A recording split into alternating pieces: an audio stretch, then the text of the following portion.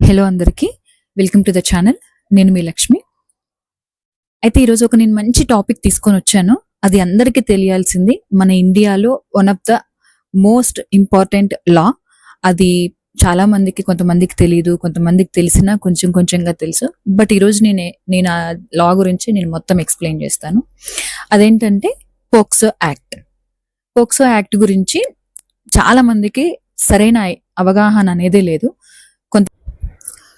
ఈ వీడియోలో మనం పోక్సో యాక్ట్ అంటే ఏంటి, ఎందుకు ఇంట్రడ్యూస్ చేశారు, డిఫరెంట్ అఫెన్సెస్ ఏంటి, పనిష్మెంట్స్ ఏంటి, అరెస్ట్ ప్రాసెస్ ఎట్లా ఉంటుంది, బెయిల్ ఎట్లా డిసైడ్ చేస్తారు, కోర్టు ఎవిడెన్స్ ని ఎలా ఎగ్జామిన్ చేస్తుంది, ఫాల్స్ అలిగేషన్స్ అంటే కోర్టు ఎలా చూస్తుంది, ఈ టాపిక్స్ మొత్తం సింపుల్ గా అర్థమయ్యేలాగా నేను అందరికీ ఎక్స్ప్లెయిన్ చేస్తాను.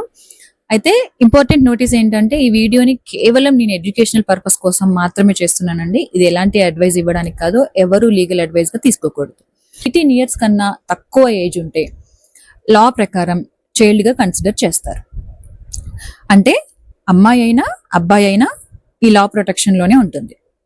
అయితే చాలా మందికి ఇది అమ్మాయిల కోసమే పెట్టిన యాక్ట్ అని చాలా మంది అనుకుంటున్నారండి. అది కాదు, ఇది అబ్బాయిలకి అమ్మాయిలకి ఈక్వల్ గా వర్క్ చేస్తుంది. పోక్సో లా ఇంట్రడ్యూస్ చేయడానికి మెయిన్ రీజన్ ఏంటి అని అంటే, ముందు చైల్డ్ అబ్యూస్ కేసెస్ హ్యాండిల్ చేయడానికి సెపరేట్ గా స్ట్రాంగ్ చైల్డ్ స్పెసిఫిక్ లా ప్రాపర్ గా ఏం లేదనమాట. అయితే ఇది గవర్నమెంట్ ఏం చేసిందంటే స్పెషల్ లా క్రియేట్ చేసింది అండ్ చైల్డ్ ఫ్రెండ్లీ ప్రొసీజర్స్ ని తీసుకొచ్చింది, స్పెషల్ కోర్ట్స్ ఎస్టాబ్లిష్ చేసింది అండ్ స్ట్రిక్ట్ పనిష్మెంట్స్ ని ఇంప్లిమెంట్ చేసింది అనమాట. అయితే ఇందులో ఎలాంటి ఈ పోక్సో కింద ఏమేమి టైప్స్ వస్తాయి అనేది నేను మీకు ఇప్పుడు చెప్తాను, ఎలాంటి అఫెన్సెస్ వస్తాయి అనేది చెప్తాను. ఫస్ట్ సెక్షువల్ హరాస్మెంట్ అండి. అయితే ఇది ఫస్ట్ అఫెన్స్ కేటగిరీలోకి వస్తుంది మనకి ఇది. అయితే దీంట్లో ఎలాంటివి ఉంటాయంటే డర్టీ మెసేజెస్ పంపించడం అండ్ సెక్షువల్ కమెంట్స్ చేయడం, పోర్నోగ్రాఫిక్ కంటెంట్ ని చూపించడం, నెక్స్ట్ రిపీటెడ్ గా స్టాకింగ్ విత్ సెక్షువల్ ఇంటెంట్ తోటి ఉండడం. అయితే అయితే దీనికి శిక్షలు ఎలా ఉంటాయి అని అంటే అప్ టు 3 years ఇంప్రిజన్మెంట్ ఉంటుందండి, దాంతోపాటు ఫైన్ కూడా ఉంటుంది. అయితే సెకండ్ వన్ వచ్చేసి సెక్షువల్ అజాల్ట్ అండి. ఇది సెకండ్ కేటగిరీలోకి వస్తుంది.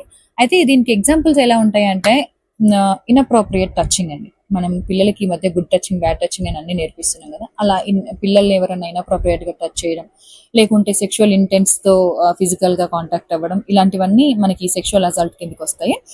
అయితే దీనికి పనిష్మెంట్ ఎలా ఉంటుంది అని అంటే జనరల్ గా 3 to 5 years ఇంప్రిజన్మెంట్ ఉంటుందండి. నెక్స్ట్ వచ్చేసి పెనిట్రేటివ్ సెక్షువల్ అజాల్ట్. ఇది వెరీ సీరియస్ అఫెన్స్ అండి. లా ప్రకారం అయితే సివియర్ సెక్షువల్ అజాల్ట్ కేసెస్ ఇక్కడ కన్సిడర్ చేస్తారు. దీనికి పనిష్మెంట్ వచ్చేసి మినిమం 10 years ఇంప్రిజన్మెంట్ ఉంటుంది. కొన్ని సిచ్యువేషన్స్ లో లైఫ్ కూడా పాసిబుల్ అయ్యే ఛాన్సెస్ ఉన్నాయన్నమాట. నెక్స్ట్ కేసు వచ్చేసి అగ్రవేటెడ్ అఫెన్సెస్ అంటారు. అయితే ఇందులో ఈ కేటగిరీలో ఎలాంటి వస్తాయనంటే, ఫస్ట్ థింగ్ మనం ఇంపార్టెంట్ గా చెప్పుకోవాల్సింది, మన గవర్నమెంట్ ఎంప్లాయీస్ అంటే teachers, police officers, relatives, hospital staff, authority position లో ఉన్న వాళ్ళు ఆ అఫెన్స్ కమిట్ చేస్తే వాళ్ళకి పనిష్మెంట్ కొంచెం ఎక్కువగా ఉంటుంది అనమాట. దీన్ని అగ్రవేటెడ్ అఫెన్స్ అని అంటారు. అయితే ఇంపార్టెంట్ ఏముంటుంది ఫీచర్స్ పోక్సోలో అంటే, పోక్సో లాలో కొన్ని వెరీ ఇంపార్టెంట్ ఫీచర్స్ ఉన్నాయండి. అవి ఏంటంటే చైల్డ్ ఫ్రెండ్లీ ఇన్వెస్టిగేషన్ ప్రాసెస్ ఉంటుంది. నెక్స్ట్ వచ్చేసి దీంట్లో పోలీస్ ఇన్వాల్వ్మెంట్ ఎలా ఉంటుంది అని అంటే, ఇంటిమిడేషన్ అవాయిడ్ చేయాలి, సెన్సిటివ్ గా హ్యాండిల్ చేయాలి, చైల్డ్ ని మెంటల్లీ ప్రెషర్ చేయకూడదు, చైల్డ్ ఐడెంటిటీ కానీ ఏమైనా చైల్డ్ కి సంబంధించిన విషయాలు కానీ పబ్లిక్ గా రివీల్ చేయడానికి వీల్లేదు, అది ఇల్లీగల్ అవుతుంది. పోక్సో కేసెస్ ని స్పెషల్ కోర్ట్స్ మాత్రమే హ్యాండిల్ చేస్తాయండి. ఎవరికైనా చైల్డ్ అబ్యూస్ గురించి తెలిసి ఇంటెన్షనల్లీ హైడ్ చేస్తే లీగల్ కాన్సిక్వెన్సెస్ అయితే వస్తాయండి. అయితే ఇంపార్టెంట్ పాయింట్ ఏంటంటే ఇది అమ్మాయిలకి అబ్బాయిలకి ఇద్దరికి ప్రొటెక్ట్ చేస్తుందండి. అది ఎవరికి సెపరేట్ గా పెట్టిన అమ్మాయిల కోసం అబ్బాయిల కోసం అయితే అసలు కాదు, ఇది ఇద్దరికి. నేను ఫర్ సపోజ్ మీకు ఇప్పుడు ఒక ఎగ్జాంపుల్ చెప్తాను. ఇది ఒక సినారియో. సపోజ్ ఒక టీచర్ రిపీటెడ్ గా ఇన్అప్రోప్రియేట్ మెసేజెస్ ని పంపిస్తుంది అనుకుందాం, అజ్యూమ్ చేసుకోండి. లేటెస్ట్ స్టూడెంట్ ని ఇన్అప్రోప్రియేట్ గా టచ్ చేయడము, ఇట్లా ఇలా చేస్తున్నప్పుడు ఏమవుతుందంటే దీనికి పాసిబుల్ గా ఎలాంటి ఛార్జెస్ వస్తాయంటే sexual harassment, sexual assault, aggravated offence. అంటే ఇందులో ఏంటంటే మనకి టీచర్స్ ఇన్వాల్వ్ అయి ఉన్నారు కాబట్టి కోర్టు ఇది ఇలా కన్సిడర్ చేస్తుంది. కోర్ట్ ఎవిడెన్స్ గా ఏం ఎగ్జామిన్ చేయొచ్చు అని అంటే chat screen shots, CCTV, witness statements, school records ఇలాంటివన్నీ దీంట్లో కన్సిడర్ చేస్తుంది. ఇంకొక సినారియో ఎట్లా చెప్పాలంటే ఆన్లైన్ ఎక్స్‌ప్లాయిటేషన్ అనుకోండి.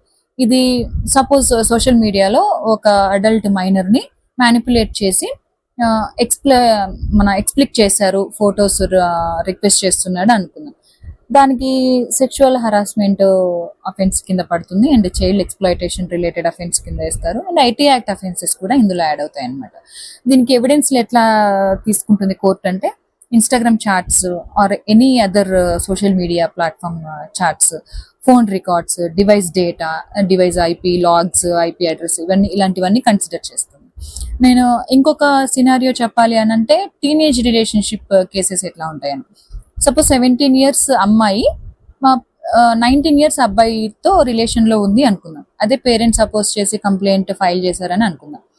అయితే ఇక్కడ ఇంపార్టెంట్ లీగల్ పాయింట్ ఏంటంటే మైనర్ కన్సెంట్ ని లా జనరల్ గా వ్యాలిడ్ గా కన్సిడర్ చేయదన్నమాట. అయితే అమ్మాయికి ఒకవేళ ఇష్టపూర్వకంగా చేసినా కూడా అమ్మాయికి 18 ఇయర్స్ నిండకపోవడం వల్ల దాన్ని వ్యాలిడ్ గా చూడదు.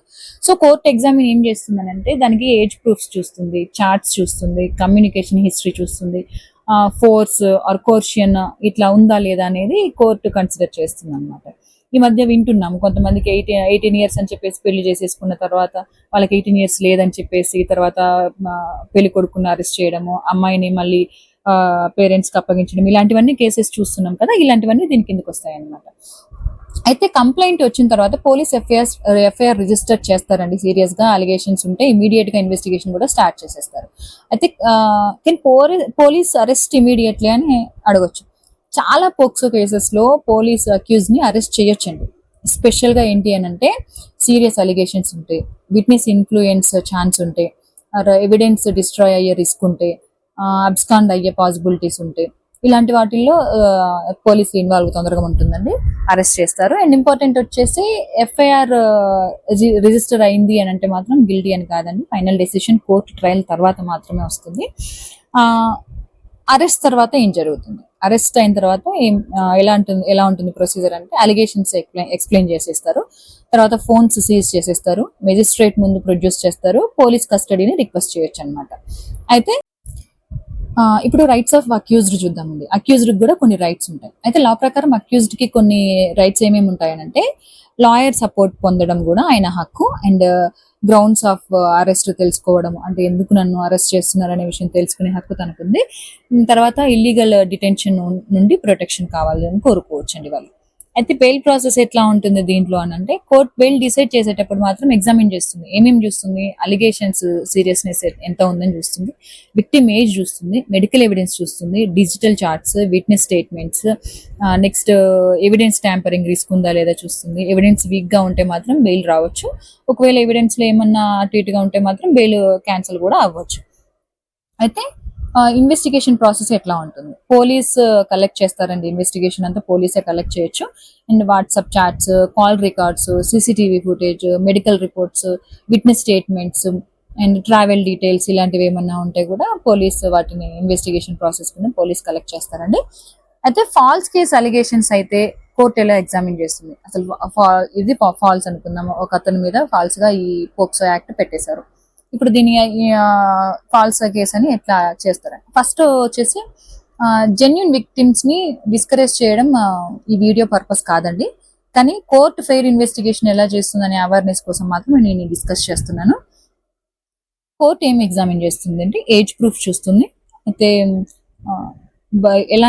ఎలా తెలుస్తుంది, birth certificates, school records, Aadhaar or government documents ఏవైనా ఉంటాయి కదా, దాని నుంచి కోర్టు ఎవిడెన్స్ ని చూసుకొని దాన్ని బట్టి డిస్కస్ చేస్తుంది. అండ్ నెక్స్ట్ డిజిటల్ ఎవిడెన్సెస్ ఎట్లా యూజ్ అవుతాయి అంటే chats, emails, call records, Instagram messages, ఏదైనా సోషల్ ప్లాట్ఫామ్ సంబంధించినవి అన్ని ఎగ్జామిన్ చేయొచ్చు. ఒకవేళ ఫోన్ తీసి పడేసాము, నెంబర్ తీసి పడేసాము, ఇలాంటివన్నీ అయితే ఇక్కడ పనికిరావండి. ఐపీ అడ్రసెస్ ద్వారా కూడా మీకు అన్ని ఎవిడెన్స్ కలెక్ట్ చేస్తారు. Next time line consistency, statements consistent గా ఉన్నాయా లేవా, డేట్స్ మ్యాచ్ అవుతున్నాయా లేదా, అన్ని కోర్ట్ ఎగ్జామిన్ చేస్తుంది, ప్రతి ఒక్కటి కోర్ట్ ఎగ్జామిన్ చేస్తుందండి. అయితే మెడికల్ అండ్ ఫోరెన్సిక్ ఇవన్నీ ఎవిడెన్స్ కూడా ఖచ్చితంగా ఇంపార్టెంట్ ఇందులో. మెడికల్ రిపోర్ట్స్ లో కొన్ని సిచ్యువేషన్స్ లో అలిగేషన్స్ ని సపోర్ట్ చేయొచ్చు, లేదా కాంట్రడిక్ట్ కూడా చేయొచ్చు. అయితే విట్నెస్ స్టేట్మెంట్స్ కూడా ఎంత ఇంపార్టెంట్ అంటే ఫ్రెండ్స్, రిలేటివ్స్, టీచర్స్ స్టేట్మెంట్స్ కూడా ఇంపార్టెంట్ అవ్వచ్చు. అండ్ ఇక్కడ ఫర్ ఎగ్జాంపుల్ సినారియో వచ్చేసి సపోజ్ రిలేషన్షిప్ వాలంటరీగా ఉంది అనుకుందాం. లేటర్ ఫైనల్ గా ఫ్యామిలీ డిస్ప్యూట్స్ వచ్చాయనుకోండి, కోర్టు ఎగ్జామిన్ చేస్తుంది ఎట్లా కమ్యూనికేషన్ వాలంటరీగా ఉందా లేదా, లేకపోతే థ్రెట్స్ ఏమన్నా చేస్తున్నారా, ఫోర్స్ గా యూజ్ చేసుకుంటున్నారా, లేకపోతే స్టేట్మెంట్స్ కన్సిస్టెంట్ గా ఉన్నాయా లేవా, ఎవిడెన్స్ వీక్ గా ఉంటే అక్విటల్ గా పాసిబుల్ చేస్తారు.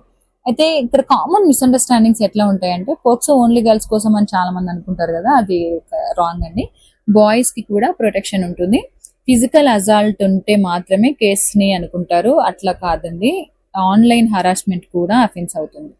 ఎవ్రీ కేసు కన్విక్షన్ తో ఎండ్ అవుతుంది అని అనుకోవడం అయితే రాంగ్. కోర్ట్ ఎవిడెన్స్ ఎగ్జామిన్ చేసి డెసిషన్ తీసుకుంటుంది. అయితే మైనర్ కన్సెంట్ సఫిషియంట్ అని కొందరు అనుకుంటారు, కానీ లా ప్రకారం మైనర్ కన్సెంట్ లీగల్ గా వ్యాలిడ్ కానే కాదు. అయితే social importance of the law, దీనికి సోషల్ ఇంపార్టెన్స్ ఏంటి? పోక్సో లా మెయిన్ పర్పస్ ఏంటి అని అంటే children protection, safe environment create చేయడం, అబ్యూజ్ రిపోర్టింగ్ ఎంకరేజ్ చేయడం. అంటే అబ్యూజ్ చేస్తున్నారని కొంతమంది పోలీస్ స్టేషన్ వరకు వచ్చి కంప్లైంట్ ఇవ్వడానికి భయపడుతూ ఉంటారు. సో అలాంటి వాళ్ళ కోసం అబ్యూజ్ రిపోర్టింగ్ ఎంకరేజ్ చేయడం కోసం ఇది తీసుకురావడం జరిగింది. నెక్స్ట్ అఫెండర్స్ ని పనిష్ చేయడం, అంటే ఈజీగా తొందరగా కేసు ముందుకెళ్ళడం. At the same time fair investigation and due process కూడా జస్టిస్ సిస్టమ్ లో వెరీ ఇంపార్టెంట్ అన్నమాట. అయితే చివరిగా చెప్పేది ఏంటి అని అంటే పోక్సో యాక్ట్ ఇండియాలో స్ట్రాంగెస్ట్ చైల్డ్ ప్రొటెక్షన్ లాస్ లో ఒకటి. అయితే లా గురించి ప్రాపర్ గా అవేర్నెస్ ఉండడం సొసైటీకి చాలా ఇంపార్టెంట్. అయితే వీడియో యూస్ఫుల్ అనిపిస్తే లైక్ చేయండి, షేర్ చేయండి, సబ్స్క్రైబ్ చేయండి.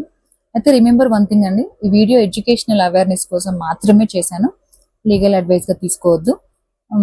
ఈ అవగాహన అందరికీ కల్పించాలనే ఒక ఉద్దేశంతో మాత్రమే ఈ వీడియో నేను చేయడం జరిగింది. అందరికీ తెలియాలి. మీకు యూస్ఫుల్ అనిపిస్తే షేర్ కూడా చేసుకోవచ్చు. And thanks for watching. This is Lakshmi.